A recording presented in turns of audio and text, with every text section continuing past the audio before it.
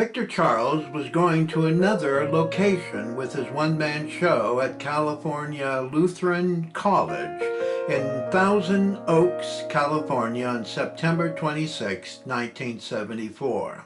Soon thereafter, he was performing in the production of Visit to a Small Planet at the Coachlight Dinner Theater. It was a comedy, and it was written by Gore Fidel. He played in the role of Cretin, and naturally he had to be the oddity in the play of being visitor from another planet. Finally, Hollywood had the good sense to cast Victor Charles in a classic 90-minute television series of The Lives of Benjamin Franklin in the episode of The Ambassador, in regards to the historic experiences of Benjamin Franklin in France. It starred Eddie Albert as Benjamin Franklin when he was at the age of 72 years old. Victor Charles plays the role of King George III. Nearing the end of 1974, on November 22nd, Victor Charles was being interviewed by writer Maribel Levis, and these are a few of Victor Charles's words that he happily spoke about how people perceive those who are obese. Fat means self-indulgent, weak, lacking in self-respect, and pride, and greedy, especially greedy.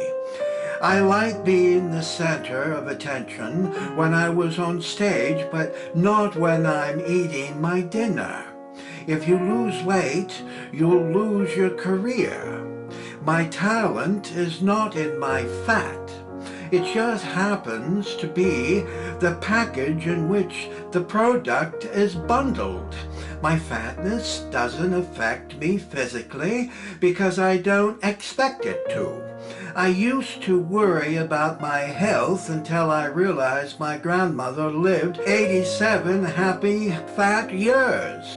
Doctors with their 5 gallons of amphetamines, it ruined my timing, which is crucial. Of course, I'm not advocating fat. And if you're fat and it worries you and you feel guilty about it, then it's bad for you. Being thin is where it's been. Being fat is where it's at. The entire time I lived with my Uncle Victor Charles in Encino, California in 1965, there was never a conversation about his weight. Not from him or my Grandma Mert, his brother David Francis, or my Uncle Tony. It was never an issue when being around him, because he was just my Uncle Victor Charles, who was quite tall but never fat to me.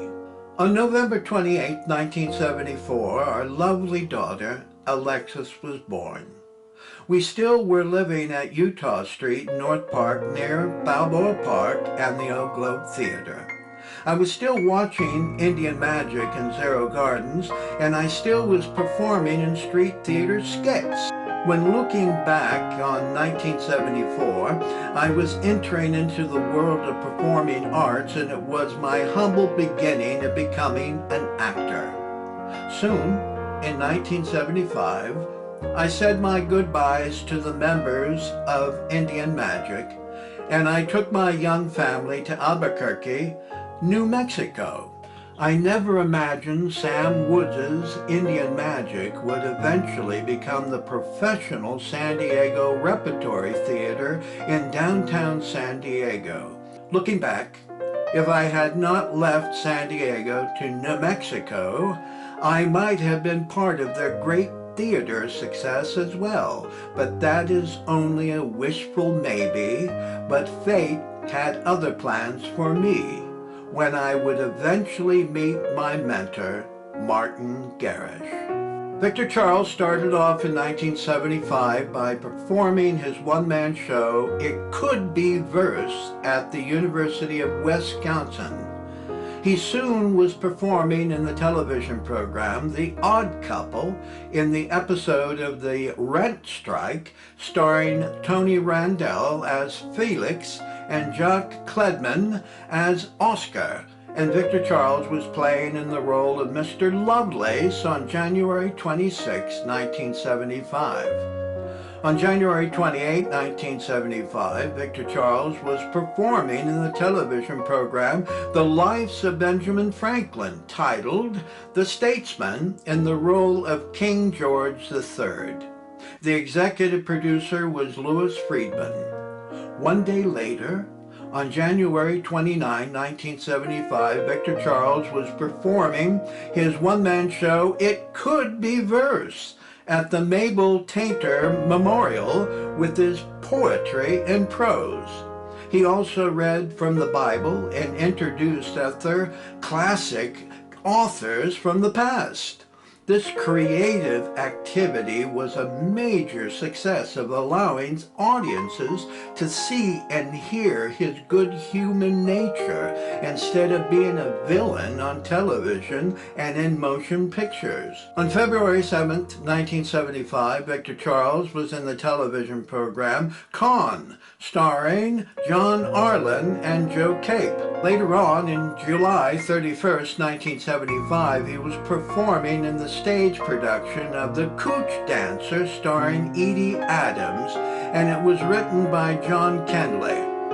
Victor Charles played in the role of Sir John, who ate insects, snakes, and mice alive, giving you the idea that it was a corrupted circus carny that was completely bizarre. In a newspaper review, this one sentence describes it all. Cooch Dancer will never win a medal for theater, but its final curtain wins a deserved round of applause for its verisimilitude. I agree what theater critic Tom McEllis wrote in his stunning and stinging review of The Cooch Dancer. Not because I saw the production, which I never have, but I applaud his courage and honesty to write what he saw and heard.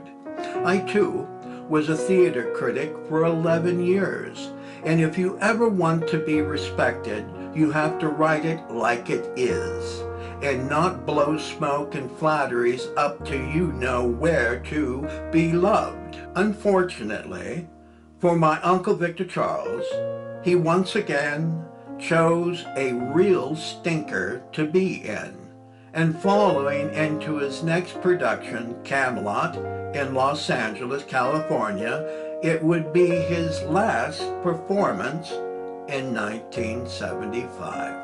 On September 4th, 1975, Victor Charles was performing in Camelot at the Dorothy Chandler Pavilion in Los Angeles, California, and starring Robert Goulet and Carol Lawrence.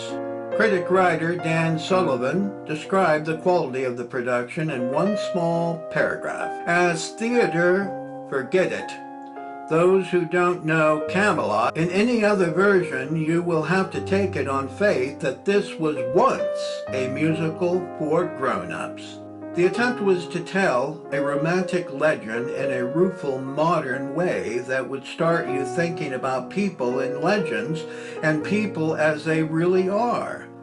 It didn't quite work.